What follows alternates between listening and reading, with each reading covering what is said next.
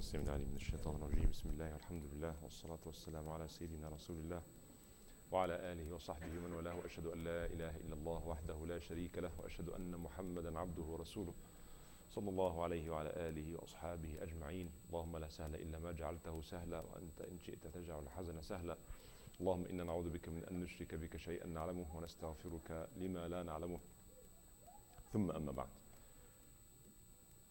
In each prayer, we send peace and blessings upon the Prophet ﷺ and his household. We say always, Allahumma salli ala Muhammadin wa ala ali Muhammad, right? Kama sallayta ala Ibrahim wa ala ali Ibrahim. So remember the two prophets and their families or households.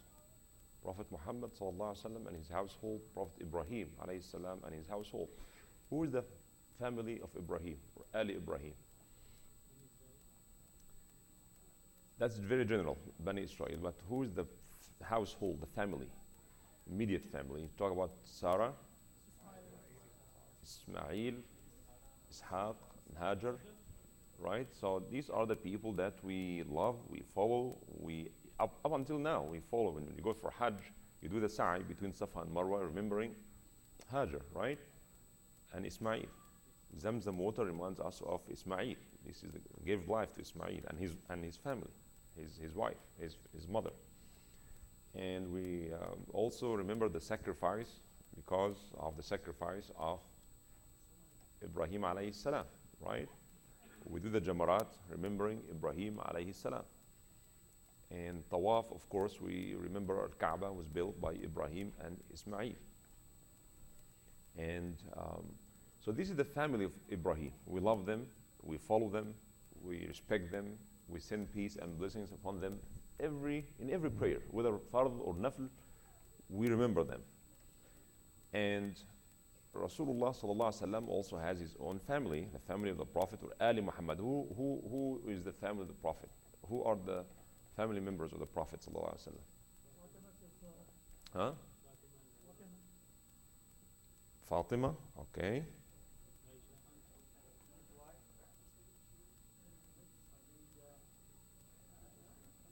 So the wives of the Prophet, you mentioned the wives, the sons, and the daughters, or when it passed away, they are still the family of the Prophet. I mean, when someone's son passed away, all of his kids actually passed away, except Fatima al-Zahra. With the exception of Fatima al-Zahra. She's the only one who survived the Prophet ﷺ, and then she died 6 months after him, very soon after, right? He died in what month the Prophet ﷺ passed away? What month? Rabi'ah. And 6 months after, what month is this? It's Ramadan. And she died in Ramadan. So it's almost 6 months between both of them. Who else? Well, you forgot something very important. It's Ali.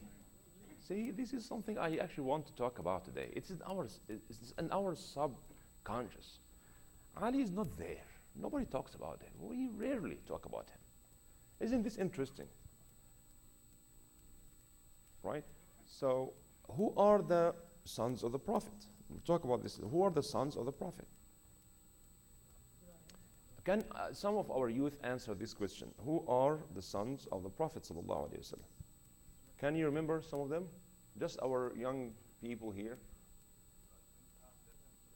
Qasim is the oldest son of the Prophet. That's why the nickname of the Prophet is Abul Qasim, right? Okay. And who else?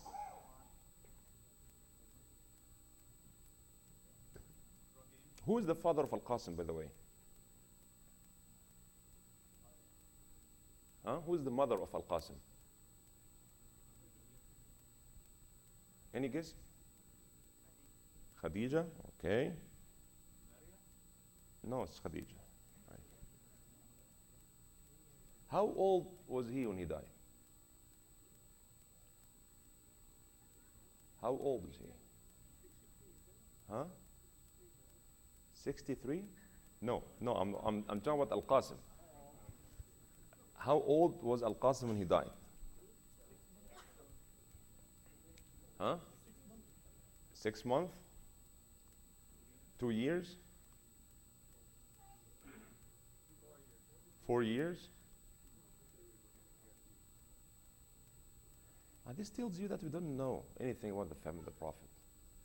For 17 months. Who is the next son? After Al-Qasim, Sulaiman. I've never heard that the Prophet ﷺ has a son named Sulaiman. Okay. Have you heard about Abdullah? Do you know that the Prophet has a son whose name is Abdullah? See, most of us don't even know.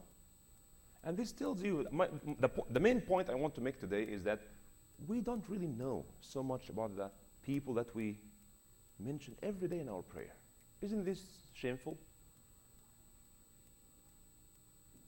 I will reach my conclusion in the end. And I want you to ask, why is that? Why is that? We don't know so much about the family of the Prophet. Abdullah, okay, so who is the mother of Abdullah?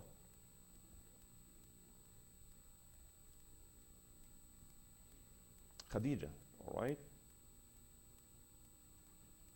And Abdullah has a nickname. Do you know the nickname of Abdullah? Al-Tahir and Al-Tayyib, right? Do you know Surah Al-Kawthar? Inna a'tanaka fasalli li rabbika inna shani'aka huwa al-abtar. Al-abtar. And this has to do with Abdullah.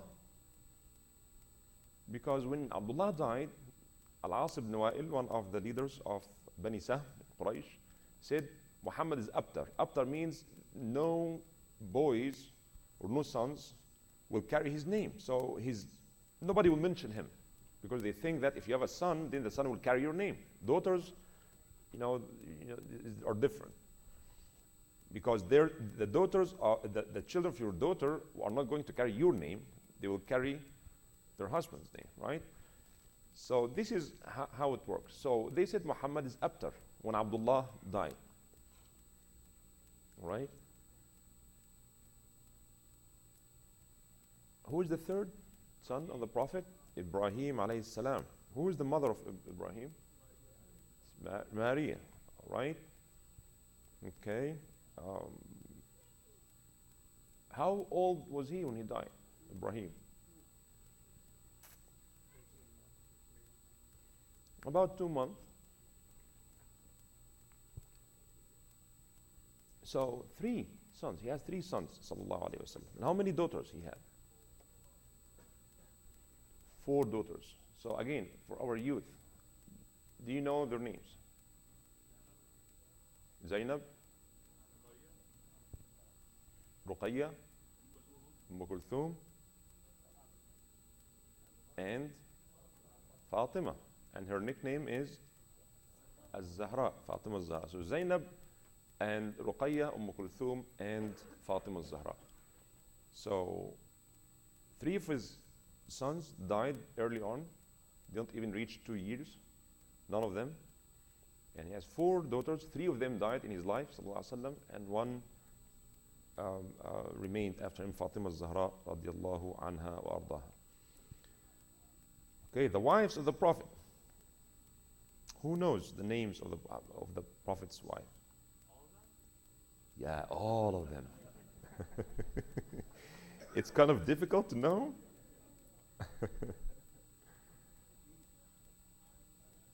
Who is the first one? Khadija. Khadija al-Kubra. Because there are many other Khadijas came after that, sons of Al-Hasan and Hussein. And Khadija, okay, this is the first and important because all these sons and daughters, with the exception of Ibrahim, came from Khadija. So Zainab, Ruqayya, Kulthum, Fatima are all the daughters of Khadija, and Abdullah and Al-Qasim are the sons of Khadija. Ibrahim, the only one, came from Maria, right? And who else?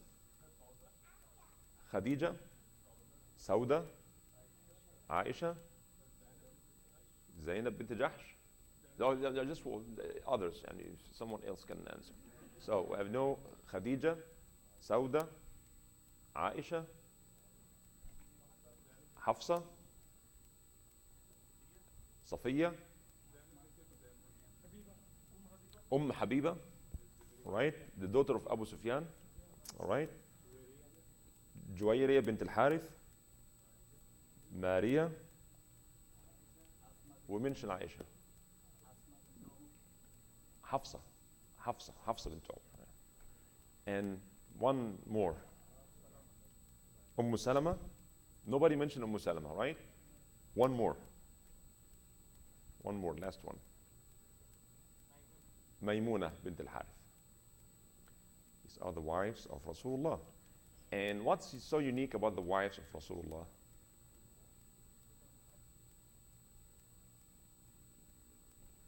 In relation to us, mothers.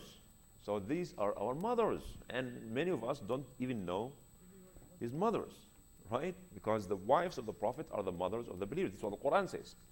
النبي أولى بالمؤمنين من أنفسهم وأزواجه أمهاتهم.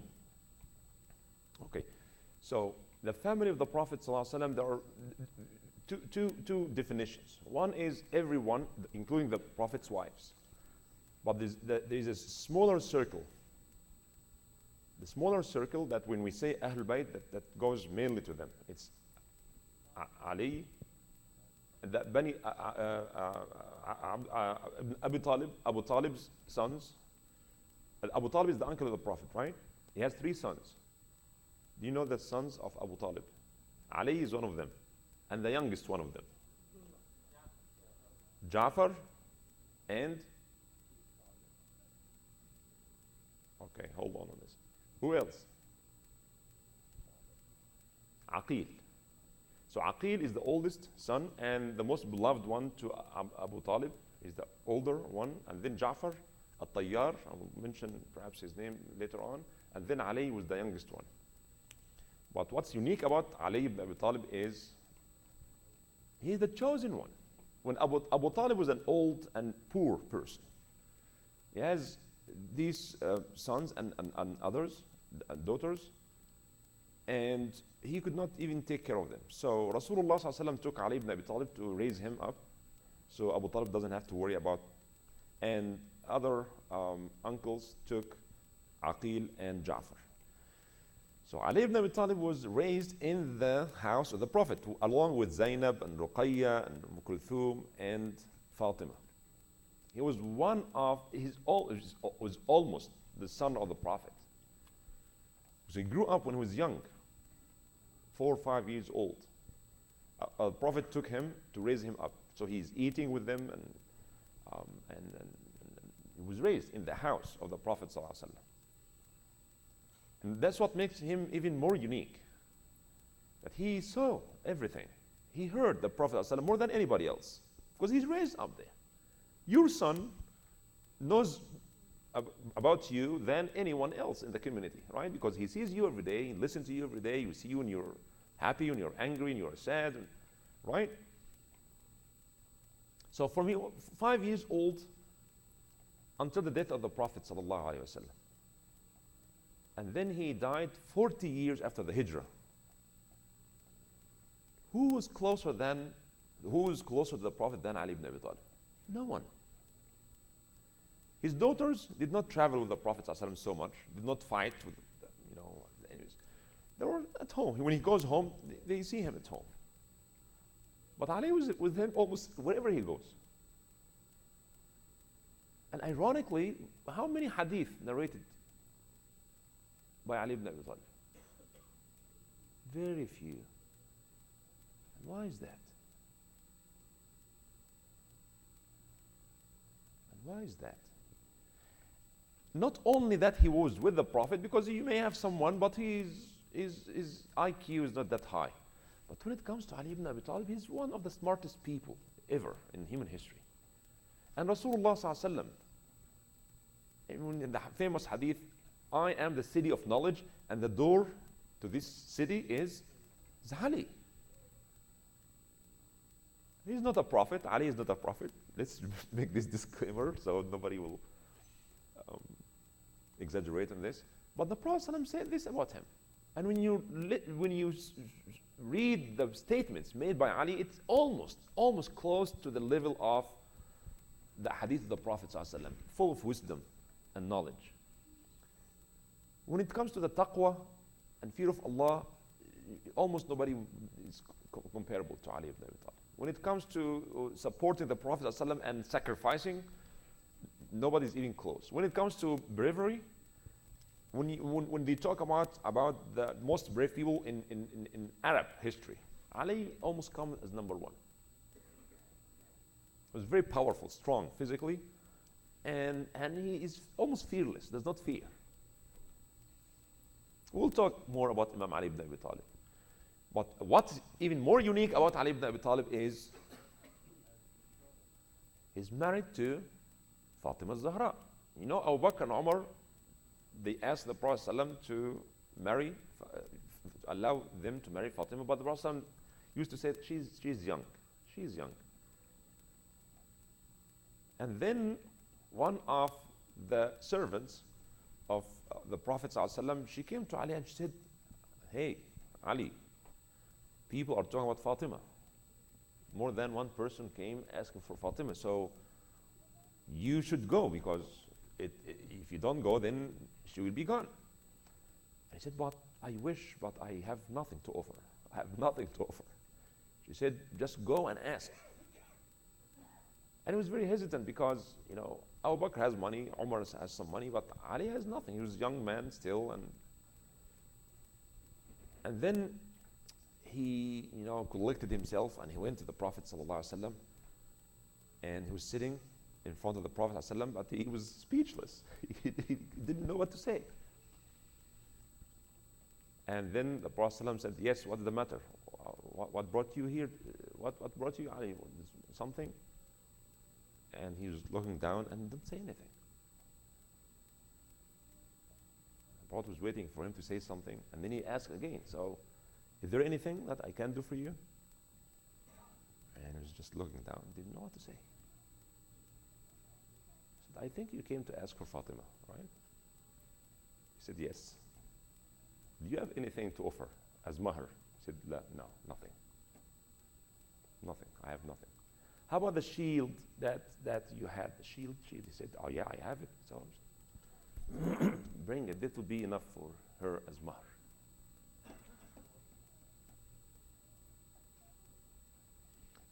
So there are so many things unique about Ali ibn Abi Talib. And we'll talk more about the hadith, regarding Ali ibn Abi Talib. But the question is, why don't we know so much about what Ali said? His fiqh opinions are almost buried. His sayings is almost buried. You know why? Why is that? Why is that? Why we, in almost every khutbah, we talk so much about Abu Bakr and Umar, but we rarely talk about Ali, right? Why don't we talk so much about al-Bayt? Can anybody answer this question? Does it make sense that we love them, or we claim we love them? We send peace and blessings upon them in every prayer. Allahumma salli ala Muhammadin wa ala ali Muhammad. Of course, we love the Sahaba, we love them. I don't have to emphasize this. I mean, we all love the Sahaba, Muhajirin and Ansar, but we don't mention the Sahaba in our prayer. We don't say Allahumma salli ala Muhammad ala ashab Muhammad. In the Salah, in every Salah, we remember the family of the Prophet. Yet, we don't talk so much about them. We don't even know many of them. And I can make a quick test now, and you can see that we don't really know so much about them. We don't know about the sons and the daughters of Imam al-Hussein. Do you know the sons and the daughters of Imam al-Hussein, the grandson of the Prophet ﷺ? We maybe know one or two, but we don't know so much about them. The big question here is, why is that? Why is that? From the time the Prophet ﷺ died until now, loving and talking and supporting the family of the Prophet is a crime. Imam Ja'far al-Sadiq, the great grandson of the Prophet ﷺ, the great grandson of Imam al-Hussein, and Imam Ali, of course. He was asked one day, someone said, how are you doing? He said, Alhamdulillah. أصبحنا برسول الله خائفين وأصبح الناس به آمنين. Alhamdulillah. Because of our relation of Rasulullah, we are always scared and persecuted and harassed, while others are secure because of Rasulullah sallallahu alaihi wasallam. Everybody is okay because the religion of Rasulullah sallallahu alaihi wasallam, the teaching of Rasulullah, made them happy. But we, because we are the grandchildren of Rasulullah, are always suffering. And that's the case. Read any book of history, any book you choose. I'm not going to make any recommendation. And you'll find out that, particularly from the death of Ali ibn Abi Talib radiallahu anhu, and the death of Uthman, of course, the year 32 after Hijrah, to the assassination of Imam Ali ibn Abi Talib at the year 40. This is when cursing Imam Ali ibn Abi Talib was one of the rituals in every khutbah. If you pray in Baghdad, in Kufa, or in Basra, or even in Hijaz area, cursing Imam Ali was part of the khutbah. Like in every khutbah, the Imam said, Alhamdulillah, inna alhamdulillah. In every khutbah, the Imam make dua in the end, right? In every khutbah, wherever you pray Jum'ah, the last khutbah is a dua, right? And part of the khutbah was cursing Imam Ali ibn Abi Talib in the time of Muawiyah and his son Yazid, the Umayyads. And those who refused to curse Imam Ali ibn Abi Talib, some of them were killed, like Hujr ibn Adi, we'll talk about him, and others. Hadith Sahih Muslim. We don't read even Sahih Muslim. We say Bukhari and Muslim, right? The most authentic two books of hadith. I'll just read one of these hadith, that just to give you an idea about how tough and difficult it was.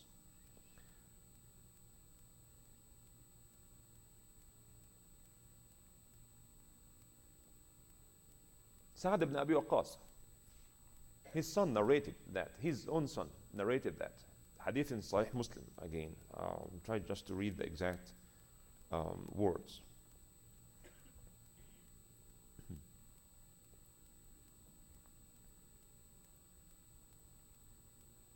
Amr ibn Sa'd ibn Abi Waqqas, he narrated that his father told him, Sa'd ibn Abi Waqqas, one of the great of the Sahaba, the uncle of the Prophet, the mamu of the Prophet, the khal of the Prophet, that Muawiyah asked him, why don't you curse Abu Turab? Abu Turab is the nickname of Ali ibn Abi Talib. And Sa'd said, because of three things. Sa'd ibn Abi Waqqas was hired as a governor, and Muawiyah heard that he does not curse Ali in the khutbah. And then he said, why don't you do that? And he said, because of three things, which I remember the Prophet ﷺ said, if I have one of these three, that would be dearer than the whole world. I cannot curse him because of what I heard the Prophet ﷺ saying about Ali ibn Abi Talib. What are these three? We'll talk about them tomorrow, inshallah. Remind me if you don't. This hadith is Sahih Muslim. So cursing Ali ibn Abi Talib was part of every khutbah. Every governor, by the way, at that time, the rulers or the governors used to give the khutbah because this is the leadership, sign of leadership. And that was part of it. And those who refused to curse Imam Ali ibn Abi Talib were harassed. Some of them were killed. We say, Allahumma salli ala Muhammadin wa ala ali Muhammad kama sallayta ala Ibrahim wa ala ali Ibrahim. I just want to mention this hadith of Zayd ibn Arqam. Zayd ibn Arqam is one of the Sahaba, the Ansar. He grew old, and the Tabi'een, those who came after, did not see the Prophet. They saw him and they said, Ya Zayd, wallahi laqad laqita khayran. You have seen the Prophet. You prayed behind him. You made, Ameen, said Ameen after his dua. You fought with him against the enemies. So tell us what did you hear about the Prophet sallallahu alaihi wasallam? This hadith also in Sahih Muslim. He said that I remember very well. In our way from Hajj, the Prophet made one Hajj. On his way from Mecca back to Medina, in a place called Khum, between Mecca and Medina. The Prophet sallallahu alaihi wasallam said, "Oh people," he gave a speech. People coming back, the caravan coming back, and of course they have to stop somewhere, pray, right? And then they continue. He said, "Oh people, I am a human being, and I am about to receive a messenger from my Lord." He's talking about the angel of death. And this is exactly what happened. Rasulullah knew that اليوم أكملت لكم دينكم وأتممت عليكم نعمتي ورضيت لكم.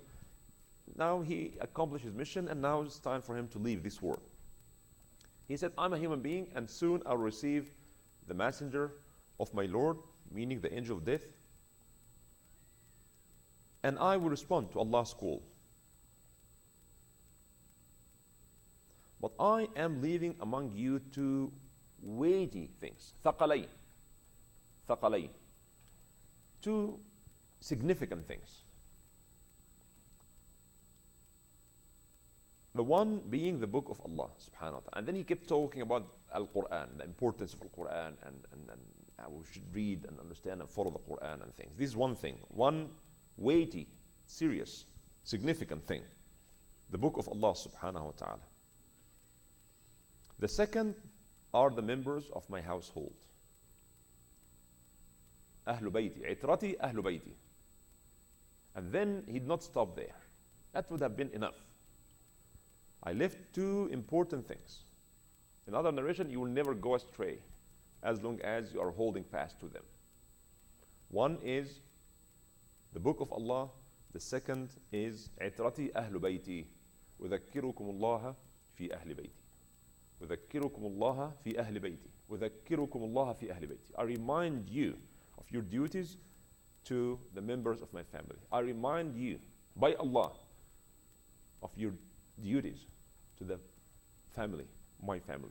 3 times he repeated sallallahu alayhi wa sallam.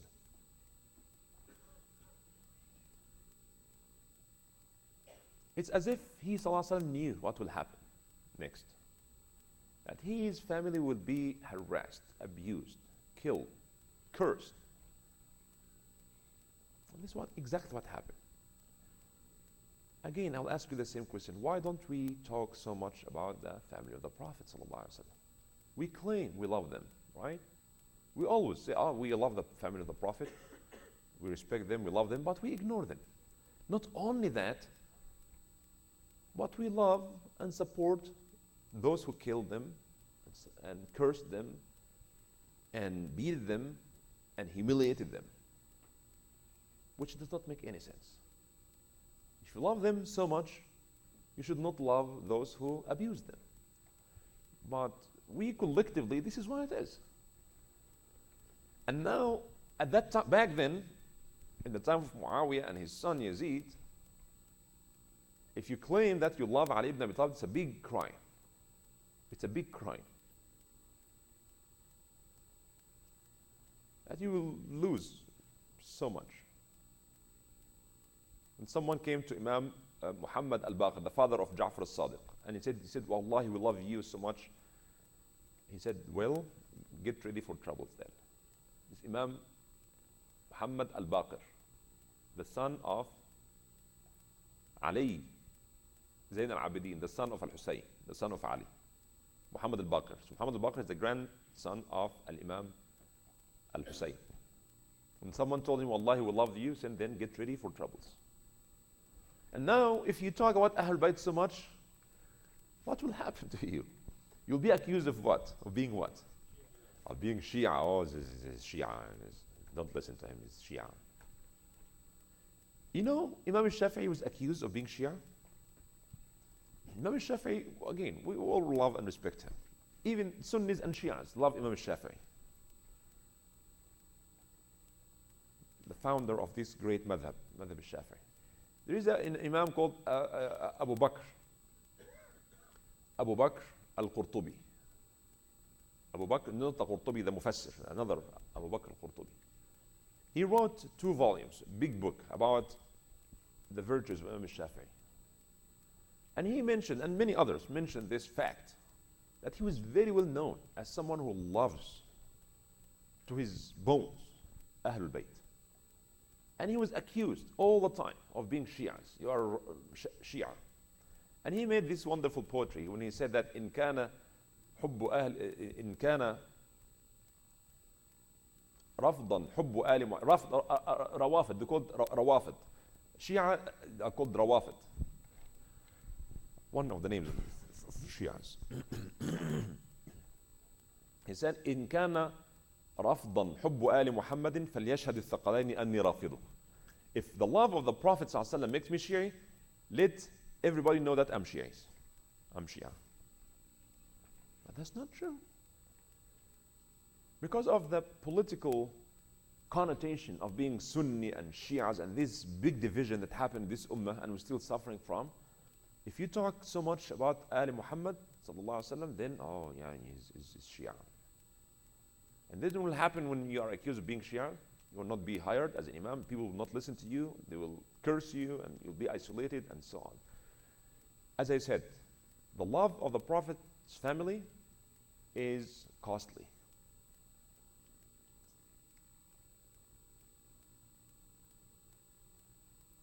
It's almost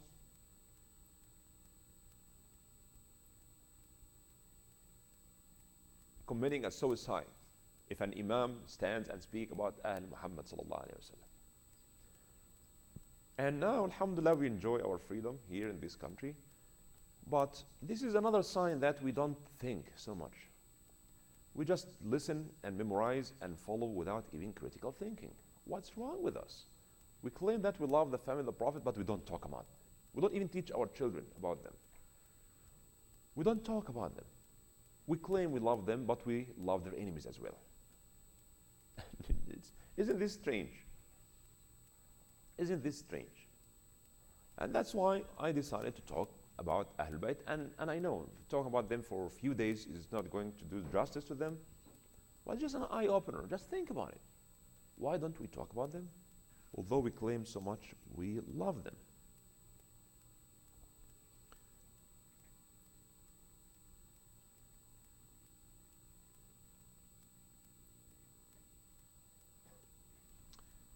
We say, when we mention Imam Ali ibn Abi Talib, we mentioned that also Hadith al-Burda, very famous hadith, when the ayat revealed in Surah Al-Ahzab, إِنَّمَا يُرِيدُ اللَّهُ لِيُذْهِبَ عَنْكُمُ الرِّجْسَ أَهْلَ الْبَيْتِ وَيُطَهِّرَكُمْ تَطْهِيرًا. Allah wants to remove any filth from you, Ahl Bayt, and purify you clearly. يُطَهِّرَكُمْ تَطْهِيرًا, مفعول مطلق. Right? These are the purest people, the most pure people. We love the Sahaba, as I mentioned, all of them. But Ahlul Bayt are different. These are the most pure people, the closest people to Rasulullah sallallahu alaihi wasallam, the dearest people to Rasulullah sallallahu alaihi wasallam. The Quran talked about them. إنما يريد الله ليذهب عنكم الرجس أهل البيت ويطهركم تطهيرا. رحمة الله وبركاته عليكم أهل البيت. Every believer, at all times, in all places, send peace and blessing upon them. We pray, right? Not only here in IGD, Allahumma salli ala Muhammad wa ala ali Muhammad. Everyone. So in every day, how many times people mention them? Muslims now are 1.5 or 2 billion, whatever. Let's say half of them pray. So in every single day, that salawat go up to Allah subhanahu wa ta'ala. And in Jannah, you can imagine Jannah, who's going to be with the Prophet ﷺ in his palace in Jannah, or palaces in Jannah. It's going to be his wives, and Imam Ali, and Hassan Hussein, and Fatima, and Zainab, and Ruqayya. These are the closest people to Rasulullah ﷺ. So, if we truly love Rasulullah ﷺ, we should automatically love his family. They are inseparable. You cannot say, oh, the Prophet, but you know what? I know nothing about his. You know, Arabs used to say that, Man ahabba insanan ahabba kalbahu. If you love someone, you love his dog. Isn't this true? If you truly love someone so much, you love his pets. You love this cat because this is the cat of the person I love. Right? Isn't this right? So how come then we claim that we love the Prophet ﷺ so much, but we don't know so much about his family, and we claim we love them? You know, there is an ayah in Surah An-Nisa that says, أَمْ يَحْسُدُونَ النَّاسَ عَلَى مَا آتَاهُمُ اللَّهُ مِنْ فَضْلِهِ. Or they envy people for the blessings Allah subhanahu wa ta'ala has bestowed upon them. Imam Ja'far, Muhammad al-Baqir, the father of Ja'far al-Sadiq, he said, they يَحْسُدُونَ أَهْلَ الْبَيْت. Many people, they are so envious because Ahl Bayt are the family of the Prophet, the immediate family of the Prophet, whom he loved so much. Whom he loved so much. عليه الصلاة والسلام. Quran says clearly, قُلْ لَا أَسْأَلُكُمْ عَلَيْهِ أَجْرًا إِلَّا الْمَوَدَّةَ فِي الْقُرْبَةِ. Surah Al-Shura. Allah says, say, Ya Muhammad, to them, I seek no reward from you, nothing. Rasulullah did not benefit from this da'wah. It was all struggle and challenge. He said, the only thing I'm asking you as a reward is to be nice to my family. Mawadda fil qurba. Just be nice to my family. That's all. And that's not too much to ask.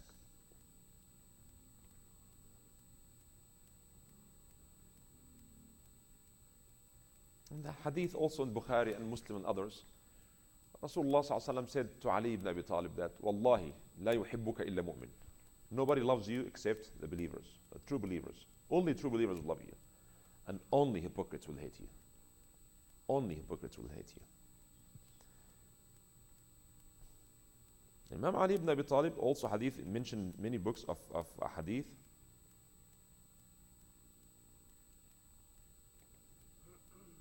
As I said, Imam Ali is so unique in many ways. He was raised in the house of the Prophet. Right? He's the cousin of the Prophet. He's the husband of Fatima al-Zahra. And Fatima al-Zahra, as we will talk about her inshallah in the coming days, is Sayyidatu Nisa al-Alameen. There are four ladies. Fatima, Khadija, her mother, Maryam, and Asiya, the wife of Fir'aun. In the other narration, Fatima is Sayyidatu Nisa Ahl al-Jannah. All women in Jannah, Fatima is in the top. He's the one chosen by the Prophet ﷺ to be the husband of Fatima al-Zahra. And guess what? There's another thing that's so unique about Imam Ali ibn Abi Talib. You'll be surprised for this. He is the brother of Rasulullah ﷺ. I don't mean that blood brother, like the son and the daughter of Abdullah ibn Amina. Rasulullah has no brothers except Ali ibn Abi Talib. And Imam Ali ibn Abi Talib said, أنا عبد الله وأخو رسوله صلى الله عليه وسلم لا يقول ذلك غيري إلا كاذب. No one other than me can claim that he's the brother of Rasulullah except me. Why is that? Because when Ali ibn Abi Talib, when Rasulullah went to the battle of Tabuk, he left Ali ibn Abi Talib the Amir on Al-Madinah. And Ali ibn Abi Talib, again, as I mentioned, the most brave, he's a very good warrior. He said, Ya Rasulullah, you are going to leave me with the women and children and the sick, handicapped? He wants to go and fight. And Rasulullah, because Rasulullah left him because he was afraid that some people will attack Medina. So he left him and with few other men. And then Rasulullah said that, don't you like to be to me like Harun to Musa? So you are to me like Harun to Musa. When Musa alayhi salam was asked by Allah to go to Fir'aun, what did he say? He said, Ya Allah, send my brother Harun to support me. And Harun became a prophet. Ali was not a prophet again, but he to the Prophet ﷺ is like Harun to Musa alayhi salam. So this is Imam Ali that has been cursed in every khutbah in the time of the Umayyads.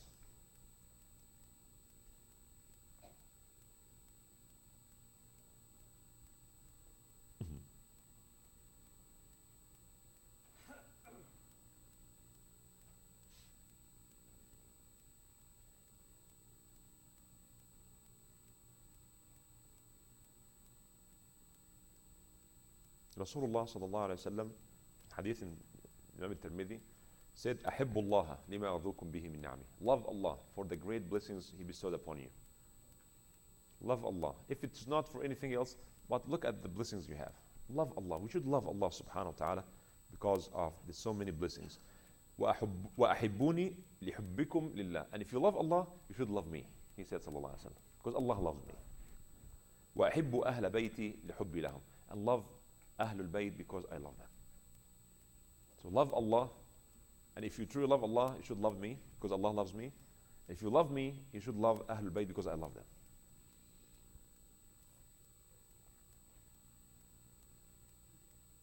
Yes. What do you think? To love Ahlul Bayt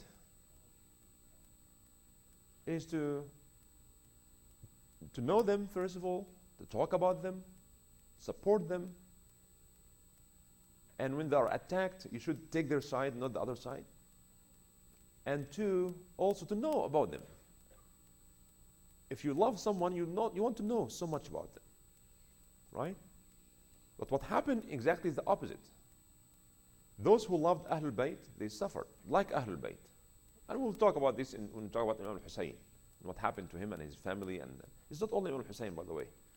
We'll talk about the suffering of Ahlul Bayt and the dhulm, transgression against them. Again, from back then until now. When people ask me, are you Sunni or Shia? I said, I'm just Muslim. Why do you have to have Muslim and then Sunni and then Hanafi and then, why you have to put all these things? I'm Muslim. I love Ahlul Bayt. The Shia love Ahlul Bayt. Some Shia are extreme and some Sunnis are also extreme. It's an extremism to make Ahlul Bayt prophets and infallible and to make them like gods, astaghfirullah. And I've seen these things and I read these books that says it's Imam Ali who bring the rain down. No one will enter Jannah except by the shafa'a of Ali, even the prophets. I mean, this extremism. I'm not talking about this. Extremism is extremism. Whether it's come from my friend or my enemy. But the other extremism is to ignore Ahlul Bayt or to claim that you love them, but you don't talk about them. You don't mention them. You don't know anything about them. That's hypocrisy or ignorance, to say the least. Right?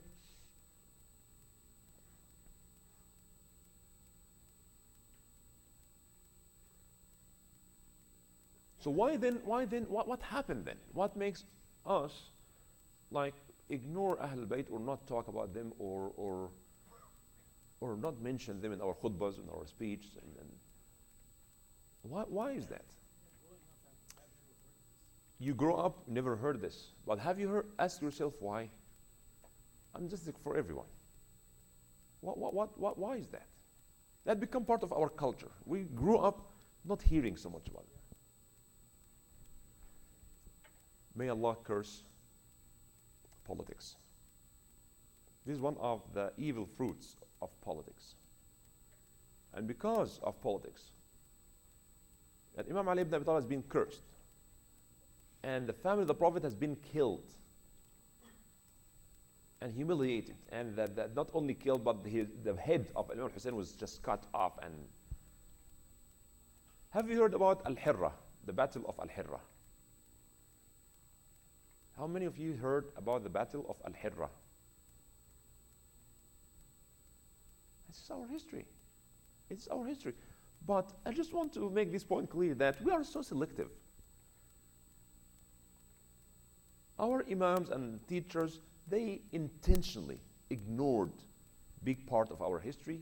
So many hadith are not mentioned. This hadith I mentioned, Kitab Allah and Itrati Ahl Bayti. There's another narration also says, I've left behind me two things, Kitab Allah and Sunnati.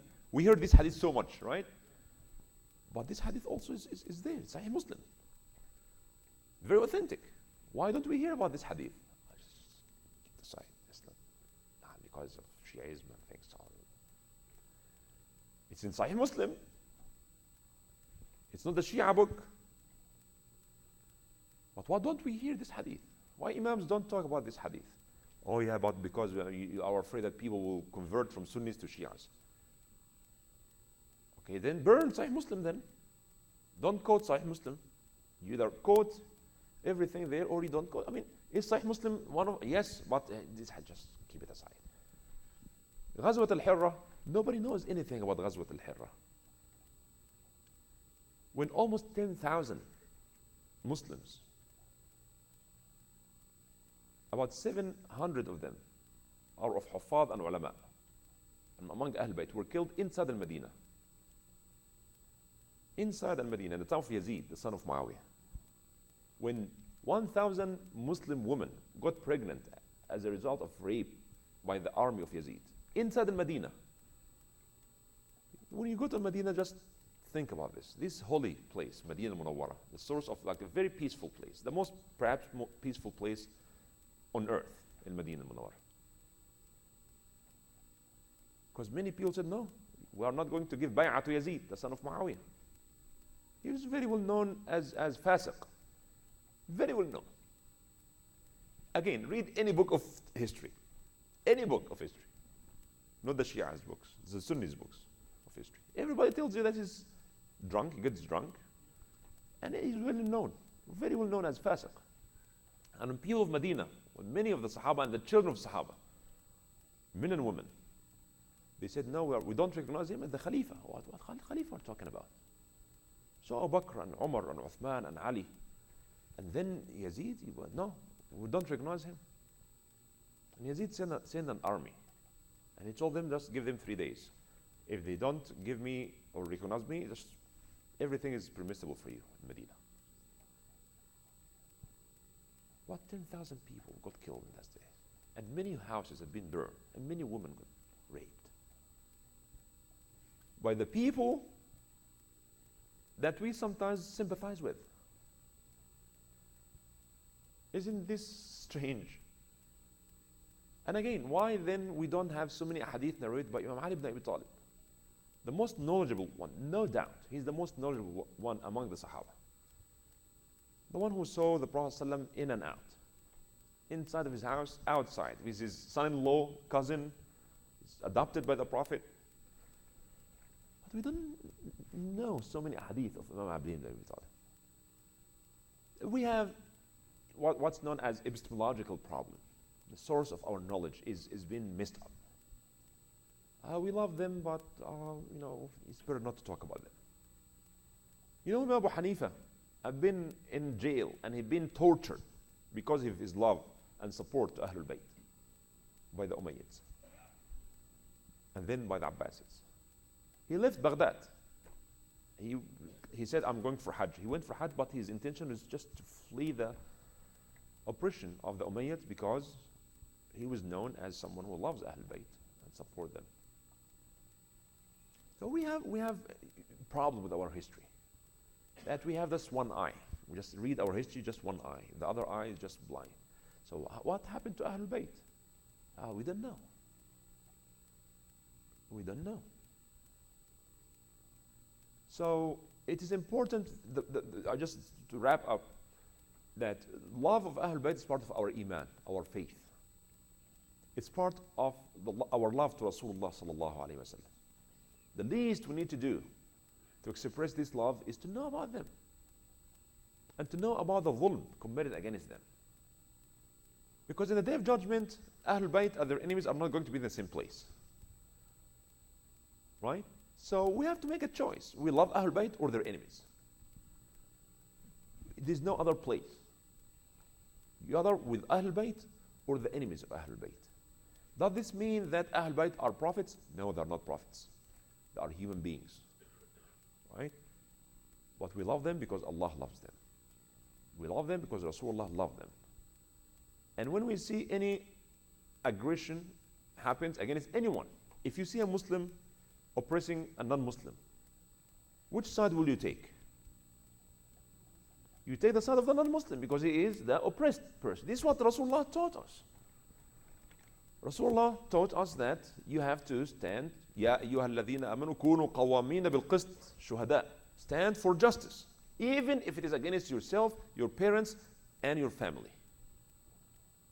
Your parents are fighting against someone, and you know that your parents are the aggressors. You stand against them. Allah told us this in the Quran. You stand with what is just. I know history, there are plenty of things being corrupted in our history. But just going to the basic sources, Quran and the Sunnah of the Prophet ﷺ, just you will find out that great aggression and dhulm and oppression happened against Ahlul Bayt Rasulullah sallallahu alayhi wa sallam.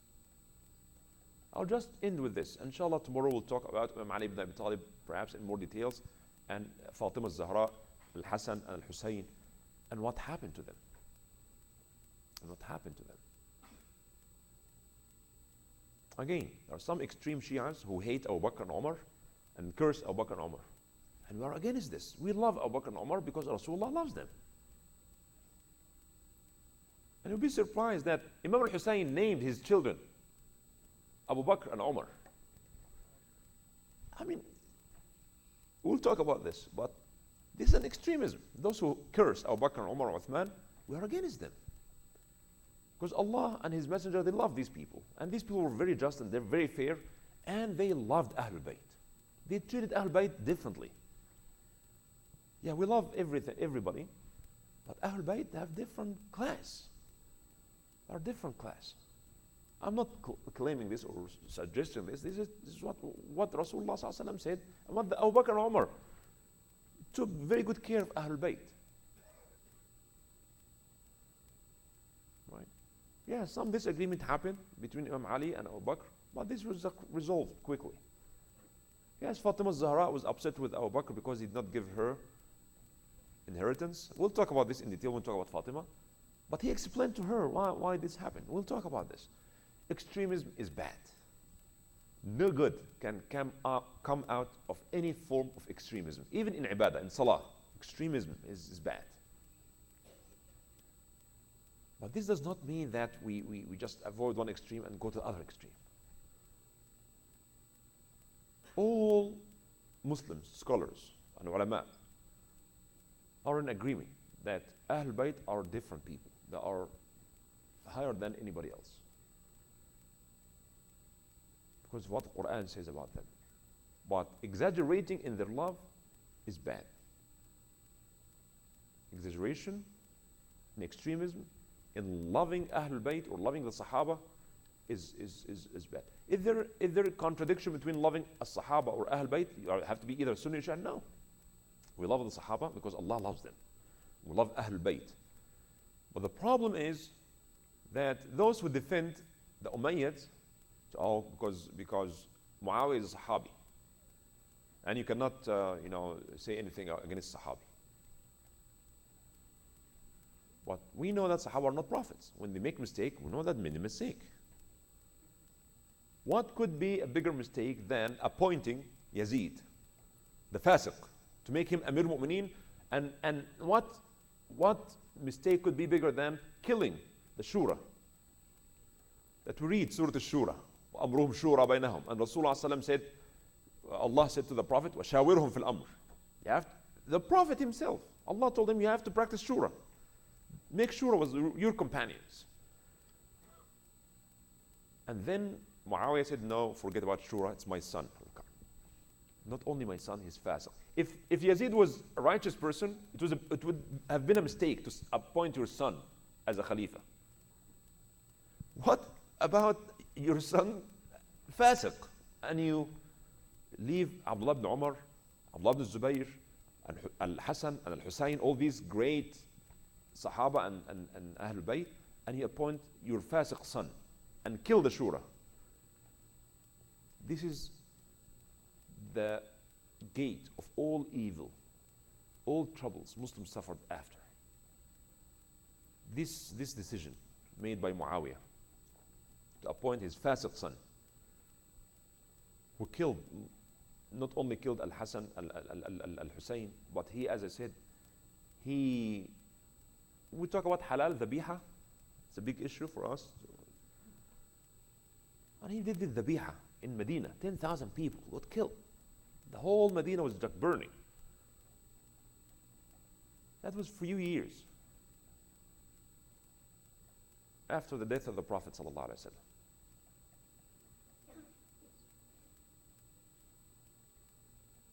And most of the ulama, almost all our ulama, they curse Yazid. Say Yazid, la'anahu Allah. May Allah curse him. Only Imam Ahmad ibn Hanbal, he did not, and his son said, Father, I don't hear you cursing Yazid. He said, my son, I don't curse anybody. But most of the ulama, they always mention him with a curse for what he did to the ummah.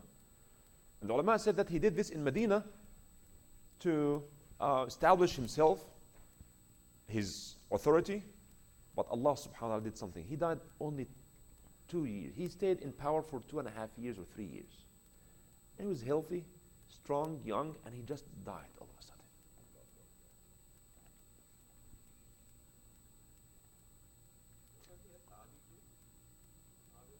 Who? Okay. Okay, so the question, Muawiyah was a Sahabi. Yeah, Muawiyah was a Sahabi. What is the definition of Sahabi? Anybody who saw the Prophet and believed in him? Okay. This is another problematic definition. Because some people came to Islam early on in Mecca, like Bilal, Abu Bakr, and Ali. Ali, by the way, is the first man to believe in Rasulullah. The first one who prayed with the Prophet. It was Ali, Rasulullah, Ali, and Khadija. Another unique thing about Ali we did mention. We'll talk about perhaps tomorrow, inshallah.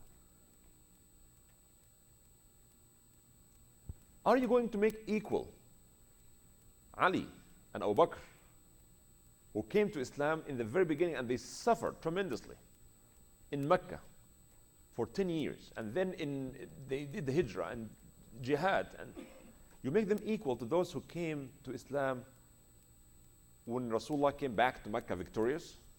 The tulaqa. You know what tulaqa means? When Rasulullah said, "Oh people of Mecca, what do you think I'm going to do to you? After all what you have done to me." 13 years in Mecca and 8 years in Medina. More than 20 years of suffering, people of Mecca. What do you think I'm going to do to you? He said, well, you are a noble man and the son of a noble people. And then he said, you are tulaqa. Tulaqa means, when you unleash something, this is called taliq. When you see like a bird in a cage, and you open the cage, and the bird flies, that's called taliq, tulaqa. And talaq, the word talaq means separation. And this, you are tulaqa. Tulaqa means you are free to go. Tulaqa. Who became Muslim? Who are tulaqa? Muawiyah. Yes, and his father. Good politicians. You are making them equal to Ali? Does this make any sense? You make Muawiyah equal to Ali and call him Sahabi and are all Sahaba and khalas, You see someone, when you see someone killing and burning the house of someone, and brothers, okay, let's make peace, khalas, and let's live together. This is exactly what we're doing here. Oh, they're all Sahaba. Don't talk about the Sahaba that are good Sahaba. Don't criticize the Sahabi. And what nonsense is this? You understand? You understand what I'm talking about? Abu Sufyan believed because the sword was on his head. When Al-Abbas himself, Al-Abbas was the uncle of the Prophet. I don't know if you know that. Al-Abbas was actually one of the prisoners of war in Badr. He was in the Quraysh side, and he was captured. And who else? Aqil, the brother of Ali ibn Abi Talib. Aqil ibn Abi Talib, the older brother of Ali. Ali and Abbas was captured as prisoners of war. And then later on, Abbas became Muslim. But he hid his Islam because he doesn't want his business to suffer. When Rasulullah came with his powerful army, the 8th year of the Hijrah, then Al-Abbas declared Islam. And Abu Sufyan wants to go and talk to the Prophet. He saw the huge army there, 10,000 fighters. He said, let's go and talk to the Prophet, so otherwise we'll be in big trouble. He said, okay, let's go. And as he was going, he was passing by people that Abu Sufyan does not know. Who are these people? He said, Bani so-and-so. He said, oh my God. He said, is it not the time to believe, to declare Shahada? Isn't it time to know that there's only one God? He said, yes, it's time. Isn't this time to say Muhammad is the messenger? He said, well, I'm not ready for this yet. And Abbas said, are you kidding? Abu Sufyan, you don't know what's going to come next. He's coming to Mecca. And the sword will be on your neck because he's the leader of the enemies of Islam. He was the leader. After Badr, Abu Sufyan was the big man. He said, okay, Ashhadu anna Muhammad Rasulullah. Now you make him equal to Abu Bakr. They are all Sahaba, khalas, misunderstanding happened. And no, that's not the case. When Muhammad sallallahu alaihi wasallam came to Mecca, he was forgiving. And when he captured 70 of the leaders, and Allah blamed him for that. Allah blamed the Prophet for being so nice. These are the enemies of Islam. It's not personal. These are the enemies of the message of Allah. Finish them off. When they capture these 70, few of Quraysh, then Rasulullah asked Abu Bakr, what do you think? What should you do? He said, Ya Rasulullah, they are your family, and inshallah, let's take money from them so we'll be stronger and let them go, perhaps they'll come. Omar, what do you think? No, I think you just finish them. They are the worst enemies of Islam. Don't take any money, just kill them. Not only that, Omar said, give me my relatives, I will kill them. Give Ali his brother Aqil to kill him. So that they know that we are so tough, we are so strong, we have no mercy with the enemies of Islam. But Rasulullah ﷺ inclined more to the opinion of Abu Bakr because he's so soft and merciful, sallallahu alayhi wa sallam. But when the Umayyads, who have been forgiven, were leading, they did not this, or even close to this. No mercy with anybody, including the family of the Prophet, sallallahu alayhi wa sallam. One of the lovers of al-Bayt, this is a very famous story. He saw Imam Ali ibn Abi Talib in his dream after his assassination and after the killing of al-Hussein. And he was crying and said, these people, what they have done to your son al-Hussein? You, being you, Rasulullah, and you and al-Bayt, when you have the power, you forgave them. But when they came to power, look what they did to you. Imam Ali told him, have you heard the poetry made by Ibn al-Sayfi? His nickname is Hay Sabais. Have you heard the poetry made by Ibn al-Sayfi? He said, no. He said, go and ask him to tell you the poetry he made. And then he woke up. He ran to the house of Ibn al-Sayfi.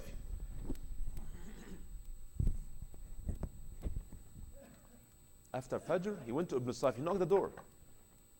Ibn al-Sayfi, also one of those who love Ahlul Bayt, said, well, let me tell you the dream. And he told him the dream. And the Imam Ali ibn Abi Talib told me to come to you to listen to the poetry you wrote of this. And he cried. He said, Wallahi, I did not even write it down. I made this poetry last night. I did not even write it down. It's fresh. Nobody knows that I said this poetry. So what did he say? What did you say? He said. And he said, if I remember, he said, ملكنا فكان العفو منا سجية. ملكنا, we came to power, authority. فكان العفو منا سجية. Forgiveness was part of our nature. سجية means nature. ملكنا فكان العفو منا سجية. فلما ملكتم, and when you came to power, the Umayyads, سال بالدم أبطحوا. Abtah is one of the mountains. The blood ran in this mountain.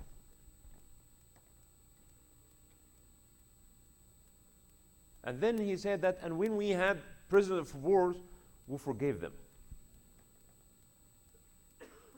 But when you have prisoners of war, you finish them off, you kill them. You made it halal, dhabiha, halal.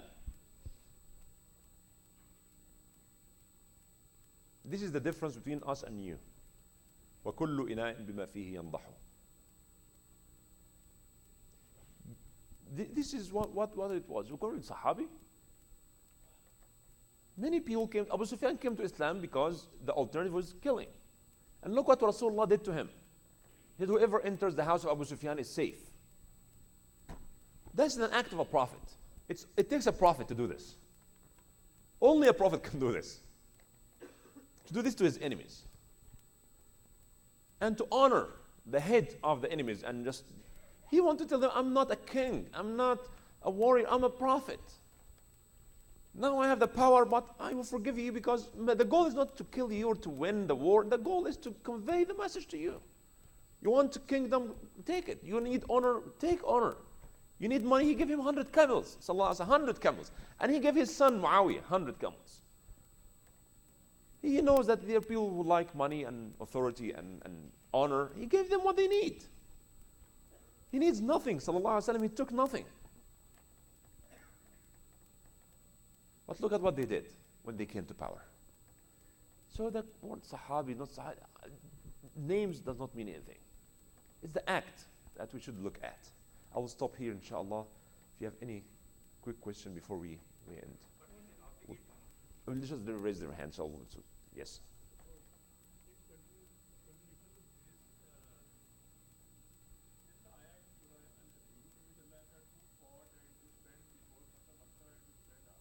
Right. They are not equal, but if they are believers, some people came after Tulaqa, but they were very good Muslims, like the son of Abu Jahl. What's his name? Ikrimah ibn Abi Jahl, who was one of the great people. And Rasulullah said to the Sahaba, don't say Ikrimah ibn Abi Jahl. Don't say that. Because this will hurt him. His father is Abu Jahl. He's even worse than Abu Sufyan as an enemy of Islam before he became Muslim. So, they are not equal. Yes?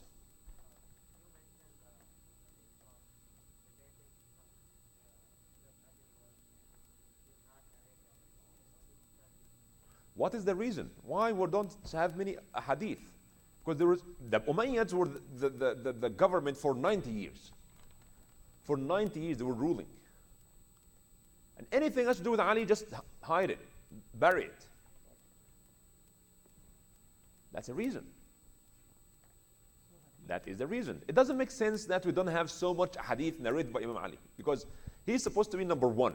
Because he grew up in the Prophet's house. And he's the most smart and the most sharp mind and the most knowledgeable.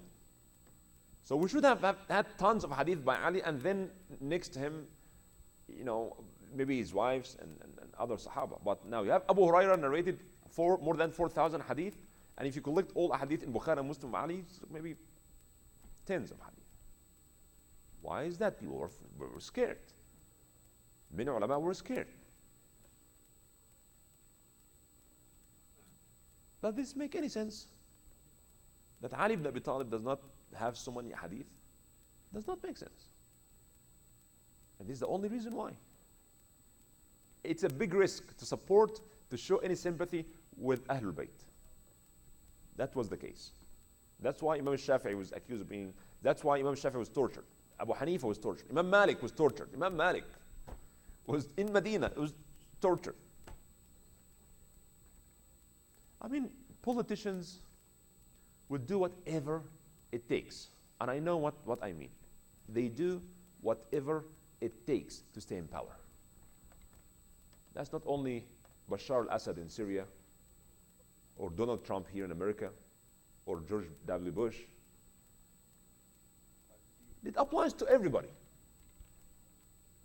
I would say most of politicians, they would do whatever it takes to stay in power, including killing their fathers. Many of the Khulafa killed their fathers to come to power, including killing their brothers, like Al-Ma'mun Al-Amin, the two sons of Harun al-Rashid, including poisoning your dad to become the Khalifa, including invading Al-Madinah and killing 10,000 people inside the Medina of Rasulullah sallallahu alaihi wasallam.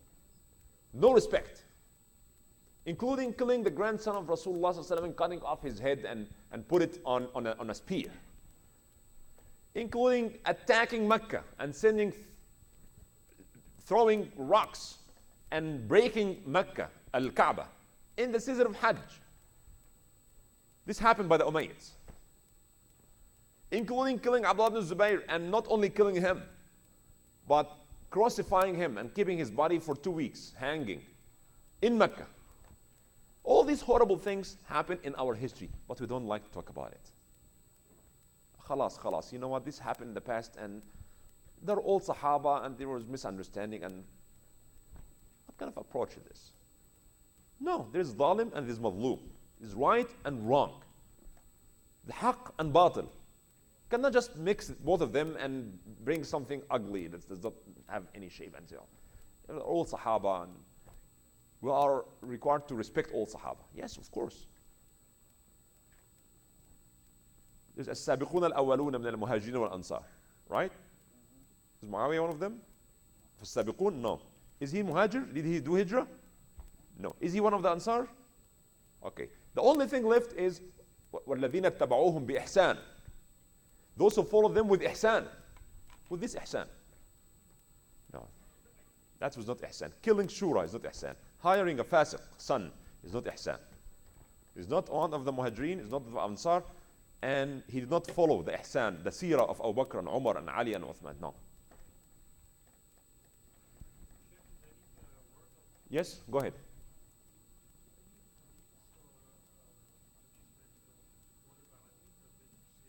Yeah, there are some, but very few comparing to his long life and closeness to the Prophet.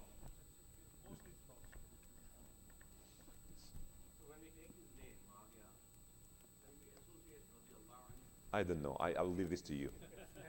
I will leave this to you. You say radiallahu anhu, we don't say radiallahu anhu, it's up to you. I just, know the facts. It's not the word that makes it. Read the history. Know the facts. Know the facts.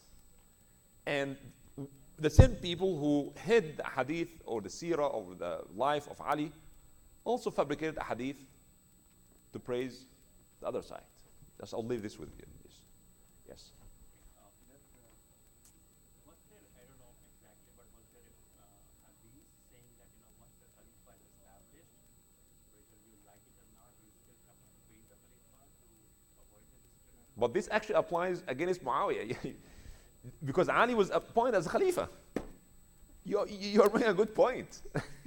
But it served the opposite cause.